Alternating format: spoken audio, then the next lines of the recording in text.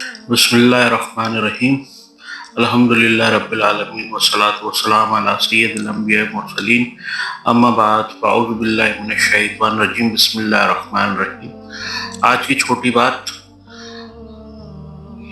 ایک بزرگ گزرے ہیں تقی بہجت رضی تعالیٰ عنہ۔ ایک نوجوان نے بزرگ سے سوال کیا، میں کیا کروں کہ نماز میں میرا دل لگے؟ بزرگ نے فرمایا کہ آنکھوں سے دیکھے جانے والے مناظر، کان سے سنے جانے والی باتیں اور زبان سے بولے جانے والے الفاظ کا خیال رکھو۔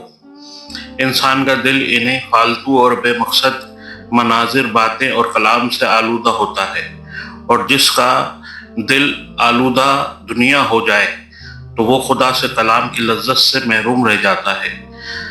نماز میں لطف آئے گا کہ کس حسین و جمیل ذات سے کلام کر رہے ہیں۔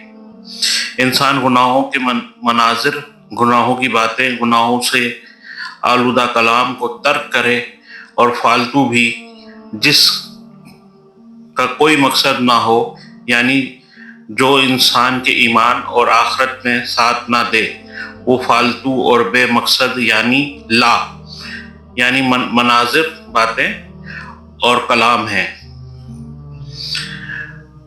بزرگان دین سے لوگ کہتے تھے، ہمیں اخلاق کے بارے میں کسی کتاب کا نام بتائیں۔ وہ فرماتے تھے، کسی کتاب کی ضرورت نہیں، بلکہ ایک ہی جملہ انسان کی تربیت کے لیے کافی ہے کہ خدا دیکھ رہا ہے، خدا دیکھ رہا ہے اور خدا دیکھ رہا ہے۔ آمین بجائے نبی الامین صلی اللہ تعالیٰ علیہ وسلم۔